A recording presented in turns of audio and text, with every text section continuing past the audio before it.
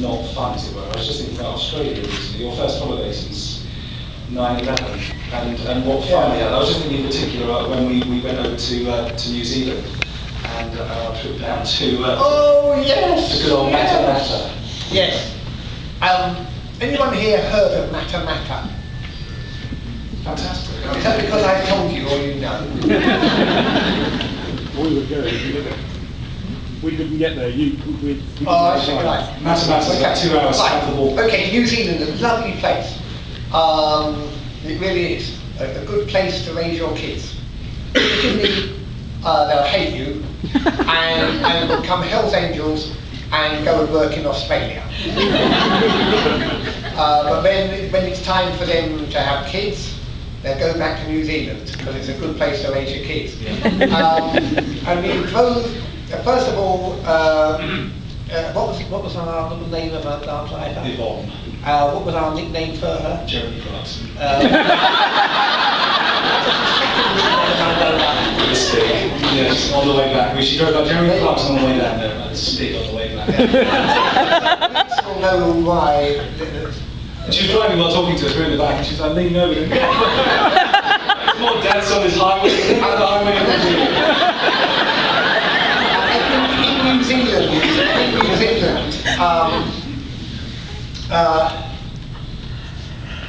I mean, there's lots of cows. I mean, it's a real farming country. It's like it's like the southwest, but with much more rainfall and a whole lot greener.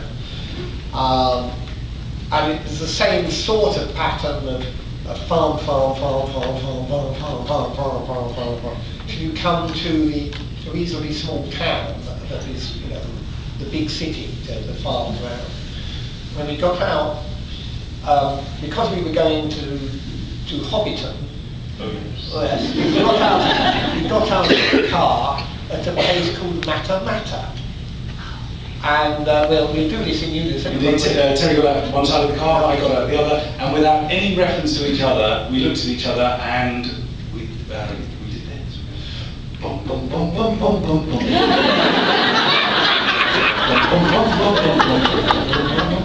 Mr. Sandman, give me a drink.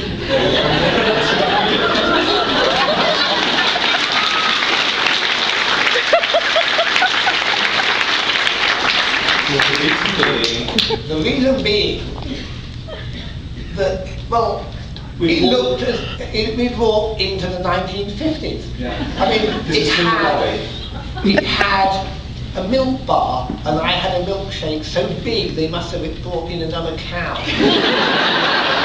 There was Joe's Pies. Yeah. There was a barber shop with two barbers in the window cutting hair like they used to.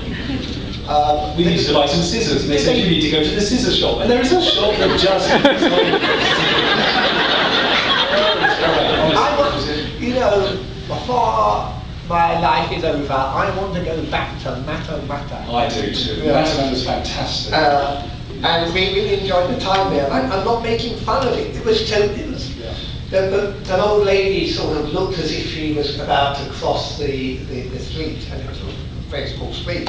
And a car stopped, and she hobbled over, and obviously nodded to the person, and the car drove off, and it was all quite quiet, peaceful. I was just waiting for a bloke to go around God the town knows what's square. happening behind the scenes. No, indeed, they were waiting a lot. I was waiting for a bloke to go around the town square on a skateboard, followed by a car. That didn't happen, but we then did. So there we are in Mata. And we'd asked for, because we'd been travelling a lot and we just had the Australian convention, could we have a morning off to do something fun? And they said, yes, would you like to go to the set of The Hobbit?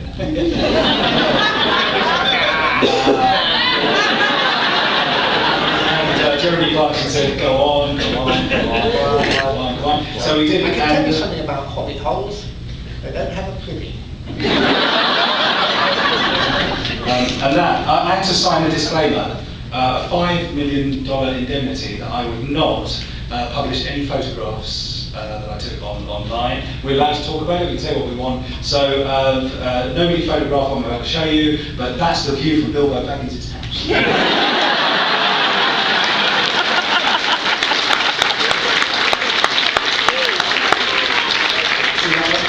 That's me in the Hobbit hole. We had to get back, because Terry was doing a talk at Auckland Town Hall. They had to actually, Yvonne, who turned into the Stig at this point, actually had to wrestle us out of Hobbiton. We cried. I don't want to leave here. Don't take us away. We love it here. And it was really good fun. It was absolutely perfect. And what do you do over here? You invite us to a convention and you take us shooting. Which is good fun in itself. No, Hobbiton was just one of those glorious days, and we think actually we're a long way from home, and we've been on the road for a month, and here we are in Matter, and everything in the world is good. And it was great fun. But everything was good about that particular holiday. You travel on the wings of planes. Well, yeah, it was fun. It was very strange, even in the airports. Either that or there's the mantra I never like to hear, which was after the documentary,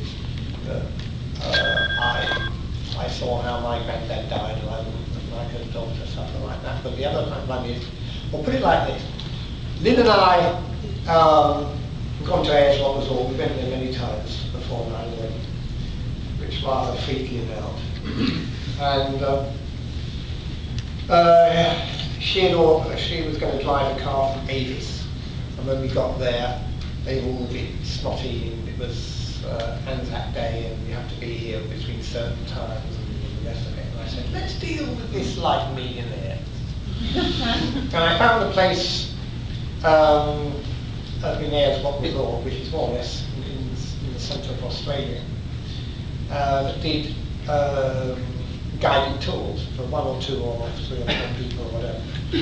And there was a very nice lady, and asked her if we could have a tour of various places, and well, we were very sorry, but really booked out. And Lynn said, oh, well, that's a shame, I'll leave our card, and then you can be contacted if someone comes out, and she said, oh yeah, we'll record it. And we had halfway out, she said, are you really telling Pratchett? My little boy is in university now, and he wouldn't read a book until he discovered this world. You're going to have your tour. That's like the boss. You know, the boss said, yeah, it goes double. He's going to have his tours. And next, so he said, come back here tomorrow. And I went back tomorrow, and we walked in. Opened the door, someone said, good day, my name's Wally. And walking all the way down here from Alice.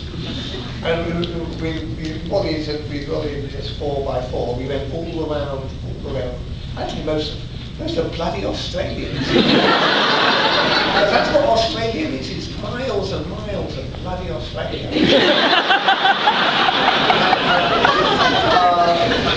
That's what the bush is. Once you've seen the bush, that's it, it goes on a long way.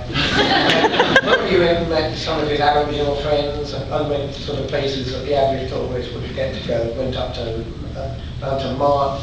Mount Connor, which is the place if you're driving towards Ayers Rock from the big cities.